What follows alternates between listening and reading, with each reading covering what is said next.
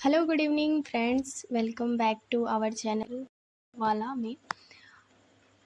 क्या आपको भी लगता है कि आजकल हर दूसरी लड़की इनफर्टिलिटी यानी गर्भधारण में कठिनाई का सामना कर रही हैं?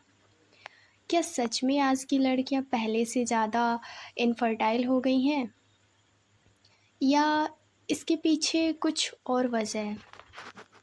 आज इस वीडियो में हम मेडिकल साइंस और रिसर्च के आधार पर जानेंगे कि आखिर महिलाओं में इनफर्टिलिटी के मामले क्यों बढ़ रहे हैं, इसके मुख्य कारण क्या हैं और कब डॉक्टर से जांच करानी चाहिए। तो वीडियो को अंत तक ज़रूर देखें, क्योंकि हो सकता है यह जानकारी आपके या आपके परिवार के किसी सदस्य के लिए बहुत काम आए। सबसे पहले एक बात समझ लीजिए कि आजकल इनफर्टिलिटी के मामले पहले की तुलना में ज़्यादा दिखाई दे रहे हैं, लेकिन इसका मतलब यह नहीं है, बिल्कुल भी नहीं है, कि आज की अधिकांश लड़कियां इनफर्टाइल हैं। दरअसल आज लोगों में जागरूकता बढ़ी है, जांच की सुविधा बेहतर हुई है और जीवन शैली भी पहले से काफ़ी बदल चुकी है। तो फ्रेंड्स, अब हम जानेंगे कि कौन कौन से ऐसे मामले हैं जो हमें देखने को मिलते हैं। फ्रेंड्स, हमारा ये जीवन शैली, कम नींद, तनाव, जंक फूड, शारीरिक गतिविधि की कमी आपकी फर्टिलिटी और ओव्यूलेशन को कर सकती है प्रभावित। जैसे कि देखो, पहला है कम नींद। जब कम नींद आती है तो सबसे पहले क्या देखने को मिलता है कि रोज़ 6 से 7 घंटे से कम नींद लेने से हार्मोन्स बैलेंस बिगड़ जाता है। तो क्या प्रभावित होती है? मेलाटोनिन और कार्टिसोल हार्मोन्स प्रभावित होती है। ओव्यूलेशन का नकारात्मक असर पड़ता है। थकान, चिड़चिड़ापन, मूड स्विंग्स बढ़ते हैं, है ना। क्या करें? तो कम से कम 7 से 8 घंटे की गहरी नींद लें, ठीक है। और दूसरा क्या करना है? तनाव भी प्रभावित करता है। लगातार तनाव से शरीर में कार्टिसोल बढ़ता है और रिप्रोडक्टिव हार्मोन्स को प्रभावित करता है, जिससे कि पीरियड्स अनियमित होता है, ओव्यूलेशन रुक जाता है और फर्टिलिटी कम हो सकती है। क्या करें? तो करना क्या है? मेडिटेशंस करना है, योग और गहरी सांस लेनी है। फिर आते हैं थर्ड वाले पोजीशन पे, जिसमें जंक फूड, ज़्यादा शुगर और ऑयली फूड से हार्मोन्स असंतुलित हो जाता है। असंतुलित होने के बाद मोटापा और इंसुलिन रेजिस्टेंट बढ़ जाता है, पीसीओएस का खतरा भी बढ़ता है और ओव्यूलेशंस प्रभावित होती है। और क्या करें? तो हेल्दी होममेड और संतुलित आहार लें। और चौथा है शारीरिक गतिविधि की कमी। अगर एक्सरसाइज की कमी से वजन बढ़ता है और हार्मोन्स असंतुलित होता है तो ब्लड सर्कुलेशन धीमा हो जाता है, मेटाबॉलिज्म्स कम हो जाते हैं, फर्टिलिटी पर नकारात्मक असर पड़ता है। तो क्या करें? रोज़ कम से कम 30 मिनट एक्सरसाइज करें। तो सही दिनचर्या अपनाएं, हार्मोन संतुलित रखें और फर्टिलिटी को बेहतर बनाएं। यही आपका बेहतर भविष्य की कुंजी है। सेकेंड पोजीशन ये है कि थायराइड हार्मोन्स की डायबिटीज जैसी समस्याएं। देखो फ्रेंड्स, जब पहला कारण होता है कि उनके अंदर थायराइड और डायबिटीज जैसी समस्याएं भी आ जाती हैं। जैसे ये दोनों समस्या हार्मोन्स संतुलन को बिगाड़कर ओव्यूलेशन और पीरियड को प्रभावित करता है ना, पीरियड्स को प्रभावित करता है। क्योंकि इसमें क्या होता है कि थायराइड में वज़न बढ़ जाता है, यानी कि इसमें कह सकते हैं कि बहुत कम या बहुत अधिक वज़न हो जाना थायराइड में। हाइपोथायराइड और हाइपोथायराइड्स में हार्मोन्स असंतुलित हो जाता है, पीरियड अनियमित होती है, ओव्यूलेशन प्रभावित होती है। डायबिटीज़ की बात करें तो वहाँ ब्लड प्रेशर जो लेवल होता है वो हार्मोन्स असंतुलित होने लगता है। इंसुलिन रेजिस्टेंट में पीसीओएस का खतरा बढ़ जाता है। एवोल्यूशन में भी फर्टिलिटी की नकारात्मक असर देखने को मिलता है। तो इन्हें एक किन्हें हम खतरा कहते हैं? तो परिवार में थायराइड डायबिटीज़ का इतिहास है, यानी कि अगर हम कह सकते हैं कि अगर ये जेनेटिक्स है ना? किसी भी आपके माता-पिता, आपके दादा परदादा, यानी अगर उन्हें है थायराइड तो भविष्य में जो बच्चा होगा उसे भी थायराइड होने की संभावना ज़्यादा रहती है। वज़न अधिक होना, तनाव, खराब डाइट और कम शारीरिक गतिविधि। क्या करें? तो नियमित थायराइड और शुगर की जांच कराएं, संतुलित आहार, योग और व्यायाम करें, डॉक्टर की सलाह लें और उपचार लें। ठीक है। और नेक्स्ट है धूम्रपान, शराब और कुछ नशीले पदार्थों से निषेध करें, क्योंकि ये चीज़ें आपके हार्मोन्स को और आपकी प्रजनन क्षमता को कम करती हैं। जैसे आप धूम्रपान, शराब, नशीले पदार्थ, महिलाएं जो बड़े शहरों में रहती हैं उनको इन सब की गलत आदतें हो जाती हैं, जिससे कि इसे दूर रहना चाहिए। तो इसमें देखो क्या होता है, इसमें हार्मोन्स की खतरे असंतुलित होते हैं, ओव्यूलेशन को प्रभावित करता है, अंडों की गुणवत्ता कम करता है, गर्भाशय में ब्लड फ्लो कम करते हैं और जिससे गर्भधारण में कई समस्याएं होती हैं। गर्भधारण की समस्या कम हो जाती है और गर्भपात का खतरा भी बढ़ जाता है। किन्हें खतरा होता है? तो महिलाएं जो धूम्रपान करती हैं, नियमित शराब, ड्रग्स लेने वाली, लंबे समय से इन आदतों की लत लगने वाली। क्या करें? तो आप इनसे दूर रहें, हेल्दी लाइफस्टाइल अपनाएं और आवश्यकता तो काउंसलिंग और मेडिकल की सहायता लें। अब देखो एंडोमेट्रियोसिस या फिलिपियन ट्यूब की क्या समस्या होती है? तो ऐसा ज़्यादातर ऐसा देखा जाता है कि जो समस्या है वो बहुत बड़ी है, बहुत बड़ी बाधा बन सकती है ना। जैसे एंड्रोमेट्रियोसिस जो होती है, जिसमें गर्भाशय की परत जैसी ऊतक एंडोमेट्रियल टिश्यूज गर्भाशय के बाहर बढ़ जाते हैं, तेज़ दर्द, अनियमित पीरियड और इनफर्टिलाइट का कारण बनता है और ओव्यूलेशन में एग क्वालिटी का असर पड़ता है। फिलिपियन ट्यूब्स की समस्या क्या होती है? तो ट्यूब्स में ब्लैकेज, सूजन या संक्रमण हो सकता है, एग और स्पर्म में मुलाकात जो होती है वो नहीं हो पाती है, उसमें एस्टोपिक प्रेगनेंसी का खतरा बढ़ जाता है।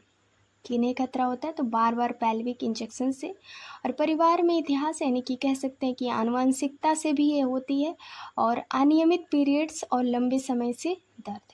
क्या करें? तो समय से डॉक्टर से जांच करवाएं, इन्फेक्शन का खतरा इलाज करवाएं, और यानी जो इन्फेक्शन है वो तुरंत ही उसका इलाज करवाएं, स्वस्थ आहार, योग और तनाव कम करें। तो समय पर पहचानें, सही इलाज लें और स्वस्थ जीवन शैली अपनाएं। आपकी फर्टिलिटी आपके हाथ में है। नेक्स्ट हमारा थायराइड और डायबिटीज जैसी समस्या हमने ये देख लिया। नेक्स्ट है फ्रेंड्स, सबसे इम्पोर्टेंट पॉइंट्स है हमारा देर से शादी और देर से प्रेगनेंसी। सो ये सबसे महत्वपूर्ण है, क्योंकि पहला कारण तो यही होता है कि आजकल महिलाएं स्वतंत्र होना पसंद करती हैं, जिससे कि करियर के चक्कर में वो बहुत लेट शादी या फिर शादी के बारे में सोचती हैं, तो उनकी उम्र भी चली जाती है। जैसे देखो महिलाओं में जन्म से ही अंडे की संख्या तय होती है। जैसे 30 से 35 वर्ष की उम्र के बाद जो अंडे होते हैं ना, उनकी संख्या, गुणवत्ता धीरे धीरे कम होने लगती है, जिससे गर्भधारण की समस्या कम हो सकती है। तो 20 वर्ष तक लगभग 2 लाख से 2.5 लाख अंडे होते हैं, 25 वर्ष तक 1.5 लाख से 2 लाख अंडे होते हैं, और 30 वर्ष तक लगभग 80,000 से 1 लाख अंडे होते हैं, और 35 वर्ष के बाद लगभग 25,000 से 30। इसीलिए अंडे का खतरा उससे कम हो जाता है। अंडों की गुणवत्ता बात करें तो यही है जो हमने डाटा में देखा है। क्यों होता है ऐसा? तो उम्र बढ़ने के साथ अंडाशय, ओवरीज की क्षमता जो होती है वो कम हो जाती है, जिससे अंडों की संख्या घटती है, उसकी गुणवत्ता भी कम हो सकती है, जिससे गर्भाशय में कठिनाई होती है। सलाह क्या है? यदि आप भविष्य में मां बनने की योजना बना रही हैं तो सही उम्र यानी 20 से 30 वर्ष में प्रेगनेंसी प्लान करना बेहतर होगा। नेक्स्ट पॉइंट हमारा है, नेक्स्ट पॉइंट्स है फ्रेंड्स, जैसा कि मैंने थायराइडिस के बारे में बताया, धूम्रपान, शराब, कुछ नशीले पदार्थों के बारे में बताया कि उसका सेवन ना करें, और एंडोमियोसिस और फिलिपियन ट्यूब्स की समस्या के बारे में बताया। और एक ध्यान देने वाली बात ये है कि अगर ध्यान देने वाली बात है कि इनफर्टिलिटी केवल महिलाओं की वजह से नहीं होती है ना, महिलाओं की ही वजह से नहीं होती है। ज़्यादातर तो देखने को मिलता है कि पुरुष भी इसमें शामिल हैं। लगभग 40 से 30% मामलों में समस्या पुरुष साथी में भी होती है। जैसे कि पुरुष में क्या कारण हो सकते हैं? कम शुक्राणु संख्या, शुक्राणु की गतिशीलता में कमी, हार्मोन्स असंतुलन, तनाव, धूम्रपान, शराब, नशीली पदार्थ, वेरिकोसील इन्फेक्शन या अन्य मेडिकल कारण भी हो सकते हैं, है ना। और इनफर्टिलिटी एक साझा समस्या है, इसे मिलकर समझना और इलाज करना जरूरी है। मतलब दोनों के लिए सही जांच, सही इलाज और धैर्य से माता पिता बनना संभव है। इनफर्टिलिटी की समस्या में महिलाओं और पुरुष दोनों की जांच जरूरी है, तभी सही कारण का पता चलता है और सही उपचार संभव होता है। इसके अलावा अगर आप थायराइड, डायबिटीज़ या धूम्रपान, शराब, कुछ नशीले पदार्थ, मेट्रियोसिस या फिलिपियंस ट्यूब्स की समस्या भी गर्भधारण में कठिनाइयों का कारण बन सकता है। इस समस्या का समय से इलाज बेहद जरूरी होता है। इस पॉइंट हमारा है बहुत कम या बहुत अधिक वजन, दोनों ही हार्मोन्स असर डालते हैं। क्योंकि देखो वजन की ये है कि जो वज़न ये नहीं कहता कि बहुत कम वज़न है तो भी दिक्कत है और बहुत ज़्यादा वज़न है तो भी दिक्कत है। तो शरीर में फैट की कमी, प्लेप्टीन हार्मोन्स कम बनता है, जिससे हाइपोथैलेमस प्रभावित होता है और ओव्यूलेशन, अंडोत्सर्जन रुक जाती है। एस्ट्रोजन, प्रोजेस्टेरोन जैसे हार्मोन का स्तर घट जाता है, पीरियड्स अनियमित हो जाते हैं और बंद हो सकते हैं। जैसे कि देखो कुछ ऐसी महिलाएं होती हैं जो 24-25 साल की होती हैं, लेकिन उनका वज़न लगभग 40 भी नहीं होता है, 35-36 इसके आसपास होता है। तो जब 35-36 के आसपास और 25 साल की लड़की है, तो आप देखो कि उसका जो हार्मोन्स, उसका जो बॉडी है ना, वो प्रेगनेंसी को तो अचीव नहीं कर पाएगा। अगर मान लो बाई चांस वो प्रेगनेंस हो भी गई ना, प्रेग्नेंट, लेकिन उसके जो बच्चे होंगे वो अविकसित होंगे। तो ये भी पीरियड्स की समस्या होती है, फर्टिलिटी में कमी आती है। बहुत सारे मैंने महिलाओं को देखा है और उनको ये सारी समस्या देखने को मिलती है, जिसका वजन 40 से कम होता है ना। थकान, कमजोरी, बाल झड़ना, हड्डियों कमज़ोर होना, ये सारी समस्या आती है। और वज़न असंतुलित, हार्मोन संतुलन क्या होता है? तो बहुत कम वज़न, बहुत अधिक वज़न, हार्मोन असंतुलन। जैसे देखो हार्मोन जब असंतुलन होगा तो अवरोध, ओव्यूलेशन, अनियमित पीरियड्स, फर्टिलिटी का असर होगा। और वहीं अगर हम बात करें बहुत अधिक वजन वाले में, तो ये भी प्रॉब्लम है, क्योंकि शरीर में फैट बढ़ने से एस्ट्रोजन का स्तर बढ़ जाता है, इंसुलिन रेजिस्टेंस और एंड्रोजन्स में वृद्धि हो जाती है, पॉकोस और ओव्यूलेशन प्रभावित होता है, हार्मोन्स का संतुलन बिगड़ता है, पीरियड्स अनियमित, भारी या कम संतुलित हो जाता है, यानी कि बहुत कम हो सकते हैं।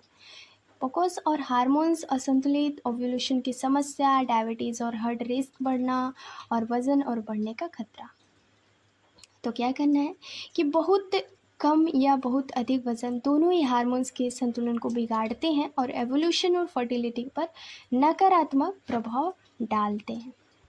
तो फ्रेंड्स, पॉकोस पॉलीसिस्टिक ओवरी सिंड्रोम है ये, और आजकल का समस्या बहुत सामान्य हो गई है, क्योंकि इसमें ओव्यूलेशन यानी अंडा जो होता है वो समय पर नहीं निकलता है, जिससे पीरियड्स अनियमित हो सकते हैं और गर्भधारण में कठिनाइयाँ हो सकती हैं। तो इसी को पॉकोस कहा जाता है। अगर आप बात करोगे, देखो गर्भधारण में कठिनाई और कब करें स्त्री रोग विशेषज्ञ से जांच। तो अगर आपकी उम्र 35 वर्ष से कम है तो नियमित असुरक्षित संबंध के 1 साल बाद भी गर्भधारण नहीं ठहरता, है ना। और अगर आपकी उम्र 35 वर्ष से अधिक है तो नियमित असुरक्षित संबंध में 6 महीने बाद भी गर्भ नहीं ठहरता। तो क्या करें, जांच क्यों ज़रूरी है? समस्या ये कि समय बहुत कम है और उसमें समस्या का जल्दी पता चलने पर इलाज आसान होता है। PCOS यानी कि पॉकोस, थायराइड हार्मोन्स असंतुलित, ट्यूब्स ब्लॉकेज जैसी समस्या पर इलाज संभव है। जांच में यही कारण है कि पता चलता है कि उसे सही उपचार चुना गया जा सकता है। समय पर इलाज से मातृत्व का सपना पूरा हो सकता है और संभावना बढ़ती है। स्त्री रोग विशेषज्ञ जांच कर सकते हैं, जैसे कि हार्मोन्स लेवल जांच, अल्ट्रासाउंड, अंडाशय और गर्भाशय की जांच, ट्यूब्स की जांच, थायराइड, शुगर और अन्य जरूरी जांच, आवश्यकता अनुसार अन्य परीक्षण। तो देर ना करें, स्त्री रोग विशेषज्ञ से जांच जरूर कराएं। तो याद रखें कि इनफर्टिलिटी का मतलब हमेशा गंभीर समस्या नहीं होती, बल्कि ये समय पर जांच और इलाज का समाधान संभव है। अपना स्वास्थ्य आपकी प्राथमिकता बनाएं, जांच कराएं और खुशहाल मातृत्व पर कदम बढ़ाएं। मैंने आपको पोकोस के बारे में बताया, पॉलीसिस्टेनिक ओवरी होता है। आजकल यह बहुत आम समस्या है जिससे एवोल्यूशन प्रभावित होता है। सामान्य ओवरी सामान्य आकार का होता है, जो असमान आकार का हो जाता है और हर महीने एक अंडे परिपक्व होकर इलाज में होता है। पोकोस वाली ओवरी कैसी होती है? तो ओवरी बड़ी और सूजी हुई होती है, जिसमें छोटे छोटे सिस्ट होते हैं। अंडा सही या परिपक्व नहीं हो पाता और रिलीज नहीं होता है, जिससे ओवल्यूशन प्रभावित होता है। पोकोस के कारण क्या हो सकते हैं? जेनेटिक कारण हो सकता है, मोटापा, इंसुलिन रेजिस्टेंट, तनाव और ख़राब लाइफस्टाइल, हार्मोन्स असंतुलन, अनहेल्दी डाइट और कम फिजिकल एक्टिविटीज़। मुख्य लक्षण क्या होते हैं पोकोस की वाली ओवरी में? तो मासिक धर्म अनियमित होना, चेहरा पर पिंपल्स, एक्ने आना, बालों का झड़ना, वज़न बढ़ना, प्रेगनेंसी में कठिनाई। और कैसे मैनेज करें और कंट्रोल करें? तो हेल्दी डाइट लें, जंक फूड से बचें, नियमित व्यायाम करें, वज़न कंट्रोल रखें, तनाव कम करें, योग और मेडिटेशन, डॉक्टर की सलाह लें, उपचार करें। एवोल्यूशन पर क्या असर पड़ता है? अंडे का परिपक्व ना होना, एवोल्यूशन नहीं होना, और हार्मोन्स असंतुलन बढ़ना, पीरियड्स अनियमित होना, फर्टिलिटी गर्भाधारण में कठिनाई होता है। और पोकोस का समय पर पता लगाकर सही लाइफस्टाइल और इलाज में इसे कंट्रोल किया जा सकता है और ओवुलेशन व फर्टिलिटी को बेहतर बनाया जा सकता है। हर 5 में से 1 महिला पोकोस से प्रभावित है। तो फ्रेंड्स, ये रहा हमारा इन्फॉर्मेशन। उम्मीद है कि वीडियो आपको इनफर्टिलिटी से जुड़ी कई गलतफहमियों का सही जवाब मिल गया होगा। अगर आप जानकारी उपयोग लगी हो तो वीडियो लाइक करें, अपने परिवार और दोस्तों के साथ शेयर करें और मेडिकल वाला चैनल को सब्सक्राइब करना ना भूलें। मैं मिलूँगी अगले वीडियो में एक नई मेडिकल जानकारी के साथ। Thank you.